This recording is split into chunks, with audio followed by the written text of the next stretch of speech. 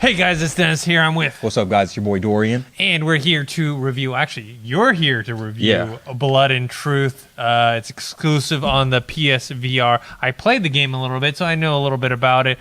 It's kind of almost like a flagship AAA title for the PlayStation VR. It's done by a studio called SIE London, and it's like this action shooter that has a storyline that's kind of set in London? It's not set in London, but it's like there's a English family, right? Yeah, I believe it is set in. It's set in London. Okay. Yeah, it's set in London. But overall, like this was probably, I gotta say, probably my favorite PSVR game I've played thus far, and like played a lot of thus far, because I really enjoyed the little glimpse I got of Iron Man, but I really enjoyed this because usually when you're playing a VR game, you can't sit there and like really play it for too long without getting nauseous or just getting tired of it. But I genuinely found myself like we're here late right now at night because I was enjoying playing it so much. I was like I could sit there and play it for 4 or 5 more hours and just keep playing until like I finished the game, because it was ridiculously fun. It like you said, it's like an action movie. Like you're the main character of your own action Ryan movie. Marks. Yes, and for them it's just like people are talking to you. You have your own family, and I was pleasantly surprised with how well the story was. Like because they really make you feel like, because it's a family driven story. You're with your mom, your brother and sister, and they really make you feel like you're kind of like you're related to them. You feel empathy for them, like how they talk to you, like how the relationship between everybody is. So I was really impressed with how much of a story driven. It's not just like action, Michael Bay, blah, explosions, which there are a lot of, but it still, like the story, I was thoroughly impressed with it, and I'm so excited because PSVR is like, I don't know, man. This could be a game changer for them. Yeah, I mean, we talk a lot about VR here at Collider Games because we're really big into it. Our boss, Mark Fernandez, he's really into it. And we have Oculus Quest here, PSVR, we have HTC Vive, and so we love testing out. So you're right. Like a lot of the games, like you'll play, and you'll play like maybe 30, 45 minutes, and you're kind of like, okay, I got to stop or whatever.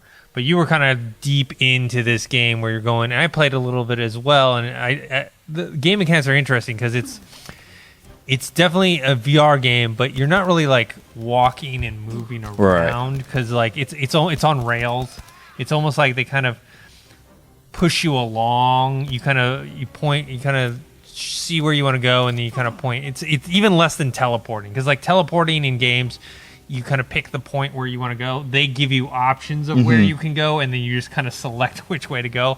And then sometimes they'll force push you like through an area, like that one sequence in the very beginning where you need to get to a Jeep. Yeah. And they kind of just push your character along, and then you're just firing. They'll do the slow-mo for you when they think it's cool or appropriate or cinematic for the storyline. And I remember watching you play the first 15 minutes, and you felt like you were John Wick. And I was like, because people coming at me, especially like you said, when they were doing the pushing, it's just people running after you, like all like that. So it's like, come on this way, guns this way, and they make it feel like really immersive, like people popping up. You're like, oh wait, come here, bop, bop, bop, come get some of this way. And the way I really enjoy, like also, it's not just, even though you are just sitting there, you do have to do like a little bit of like physicalness, because there's a lot of like climbing ladders or like climbing through vents and stuff like that. So I thought that was cool, and it kind of felt like a little workout throughout the thing. I mean, I'm lazy like that, so this was a kind of a workout for me, but I thought that was cool because it really made it feel as immersive as it can get, like you said, from the slow-mo, because you do have like your own little precision moment where you can kind of slow things down and really bust some caps. But just like the cinematic experience of it, when how they push you and you have to jump out a window and you're looking around, and it's just a beautiful city at night and stuff like that, and it feels like not John Wick, it feels like your Mission Impossible type movie or something like that. If Mission Impossible ever did a VR video game, this would be that video game in my opinion, because from him comparing to Ethan Hunt and all that, but just the action, the story itself, the explosions. I am so impressed with this game, and I can't wait for more people to see it, because I think I would play many more of these games. I feel like you can tell a whole bunch of different stories within this world, so hopefully we'll see what happens with that. But overall, I'm just really impressed with it. Yeah, and the graphics are pretty good. Like we mentioned, if you know anything about VR, obviously the graphics are never going to be the top of the line because they needed do it in both eyes, so it's a reduced resolution, but they were still pretty good. And then the other thing is they make up for the lack of kind of forward motion. Like, you're not going to be walking around much in the space just because I think it's so action oriented. You probably hurt yourself, or you know what I mean. Plus, you can't like simulate running, and I don't know. You could probably try and duck and hide if you want to. But they make up for it in the movement of your hands in terms of you mentioned climbing the ladder, but you also, when you reload your guns, you can grab a clip off your vest, put it in, like you have the move controllers, right? And you put them in there. And then also one of the fun things I liked was you have a little kind of kit that has like a lock pick and like a like little bolt cutters, and like there's a lot of things where you want to get past a certain area and you got to like cut the wires for the door mechanism or whatnot, or even like doing a blast charge, and you take out your little kit and you do it, and you do a little pick lock in, or you're doing a little snap, you know what I mean? Yeah, and that part's fun. Yeah, and I appreciate that, because even though like it is a all out action game, they do take the time to like throw in like you said, little things like that. And also, I was pleasantly surprised with how much music and stuff there was within this game, because there are a couple of scenes, without spoiling anything, there are a couple of story scenes and type of visual things you get to do that incorporate music, whether you're playing as a DJ or something like that. But the music in itself, I think that also kind of made me want to keep going, because it kind of motivates you to like, it's like even in the suspenseful scenes, like the chilling, like almost ominous type of music, all of that played a factor into it. I think that added more of an experience to why I kept enjoying it, because it's visually fun, but also I think whoever made the soundtrack, whoever made the score for this, they put their foot into that. I saw you dancing a little bit. Yeah, I was good. I think you'll see. I played the first 15 minutes on behind the green screen, so you get to see that. But yeah, there was some cool music in there, and hip hop, Mexican. There's a whole bunch of different types of genre music in there, so I was getting my groove on throughout the whole time. Even when you're fighting people, there's some music in the background. You're like, hey, brah, ah, brah, ah. But yeah, it's dope. Is there a good variety of locations? I would say so, because of once you're thrust into the heart of the story, the main character has to go to a variety of different locations. One time I was even in, this is not even spoiling in like anything really, you're paragliding, or you're jumping out of a parachute or using a parachute, and you're just looking over the whole London city. And then once you are actually like where you're landing, throughout that mission, you go to a whole bunch of several locations. But overall, yeah, there's a plethora of different locations that you get to fight in and get to explore. Museums, fucking beautiful big buildings. It's ridiculous. Like a club rave scene. Or yeah. That's what I was talking about earlier, where you get to like play as a DJ, kind of just as like use it as a distraction. But yeah, you get to play in a DJ house. Where else do you get to play at? Really, like, I feel like they landscape the whole London, and then I feel like every place in London is eventually going to pop up in that game, because I feel like there's so many different locations. It doesn't feel repetitive at all when it comes to locations or even fighting or anything like that.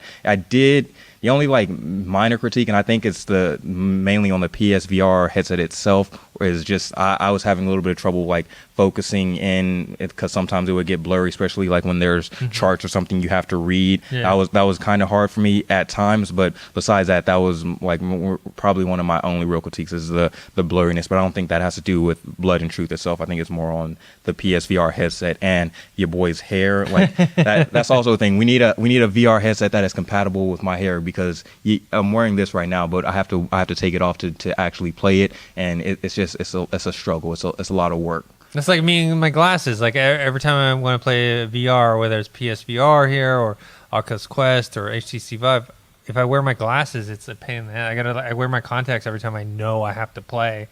Also, I noticed like there's a lot of customization you can do to your guns. Yeah, with that, so when you have your own like little safe house before you go out onto different missions, that if they require you to use guns, because there are some missions where you're just doing stealth and recon. So when you do have missions that are more where your guns, you have like your own arsenal, like you've seen in movies where like people have their own their own gun thing. So you have to pick out your guns first, and then from there you can actually customize the gun. As you level up throughout the game, you can customize your gun, and it's cool too because you're literally placing the gun on this like design thing. You can spray paint it, you can add silencers, you can add little scopes and all that, and you feel kind of like a mechanic because you're like, hey, I'm putting this on, I'm screwing this on, I'm about to bust some caps with this. So it makes the kills feel more worth it because you're the one that put the gun together. You can paint it, and I don't know what level I'm at, but I feels like you can level up a lot because there are some mods for like some of the shotguns, some of the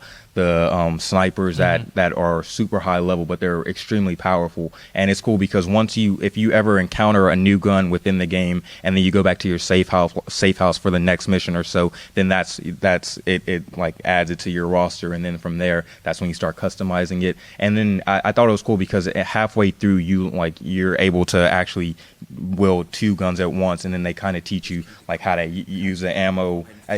You remember when we were having issues earlier when I was like, hey, I can't figure out. The reason why is because you have to they taught you have to have the gun in your hand, get the ammo itself, and then at the same time while you're holding the gun, you can do it on the go, like grab it, reload this one, and then still have this gun in your hand so you can still take shots with both guns. So I thought that was cool because I was frustrated at first. I was like, what do you do? But once they actually taught you like both guns on both hands and still like trying to reload, it's cool. And it takes a little bit of time to get used to because once you're in there and guns are firing at you, you kind of get flustered. Or I got flustered, just like, oh shit, I gotta reload too. But you get used to it after a while. Yeah, and then for the larger guns like the submachine gun, you put it on your back and you kind of like go back and grab it and pull it out. So it's all that kind of that motion with your body.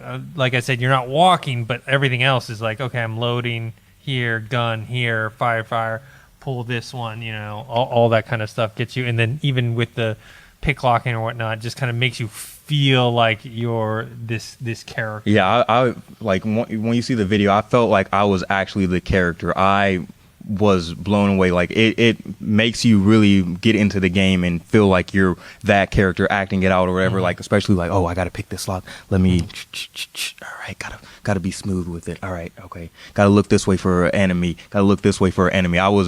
I'm not a soldier by any means, but I felt like I could go out and take some fools out right now. Yeah. So, what's kind of your overall thoughts, and what's kind of your score that you would give it? Overall thoughts, I truly love this game. I cannot wait for more people to see it and to play it and experience it. I don't know. Hopefully, maybe this can be not just a PSVR exclusive. Maybe they can give it to Oculus or do something like that to make it more available for everybody. Because I think this is a game that needs to be seen because it's not just it's an action movie in itself. It's a great story visually. I think it's dope for the PSVR for VR in general. It's dope. So I would probably give it like 8.7, 9. I think I might give it a 9. Just okay. I think I'll say 9 out of 10 just because of like like what I just said, everything encompassed into one little package. I loved it. Yeah, and it's also only $39.99. Yes. So it's $20 off the regular price of a full game. And then I feel like obviously you're not going to take this game and compete it against like a full-on Red Dead Redemption 2 or whatnot, or God of War or something like that. This is for a VR game. It's pretty in-depth in terms of how much stuff it has. Yeah, and I'm excited just for like PSVR has been dropping this. They've got Trover Saves the Universe as well, Everybody Golf. So it seems like they're really revving up their VR catalog to make moves. So hopefully we get to see more improvements on their catalog because I'm a VR person now. They sold me with this. Yeah, I think this is the year for VR. Yeah. With Oculus Quest coming out and the great success with that, and then we have. PSVR has been out for a while, but I think this is the year that they're really making more of an impact with, you had played the Iron Man VR demo. Right. You were talking about these 3 games that have come out very recently because Everybody Golf was last week. Blood and Truth was this week. And Trover Saves the Universe was this week as well. And so there you have 3 big titles that people want to play on this system, where before it's like, you heard inklings about games here and there. And now they're really, and then, like I said, and then the other VR platforms are also stepping up as well. I just remember I have I guess one other minor critique. I wish there was more hand to hand. Like there was, I never got to, when I tried to swing at somebody, because if they got up close and I didn't have any ammo or anything, when I tried to swing, there was no I couldn't punch them or anything like that. So they should add a knife. Yeah, you take a knife and just shiv people. There we go. That's for the second one, Blood and Truth. Blood and Truth. Yeah. All right, guys. So that's what we thought of the game. Let us know if you've played it. Are you interested in playing this game? Do you have a PSVR, or are you planning on getting any type of VR system? Let us know in the comments below. Dorian, where can people find you? You guys can find me at Dorian Parks and Rec on Twitter. You can find me on Instagram at Dorian Parks, and I'll be right here on Collider Games. And you guys can find me on Twitter at ThinkHero, Instagram Dennis.tzng. You can find me here at Collider Games. We have a weekly Collider podcast that we talk about, Collider Games podcast. We talk about all the things that are happening in the gaming world. We're also going to be at E3. And like I said, with the VR stuff, we're actually developing our own Twin Peaks VR game with Showtime. So that's going to be out sometime this year. So until next time, see you guys later.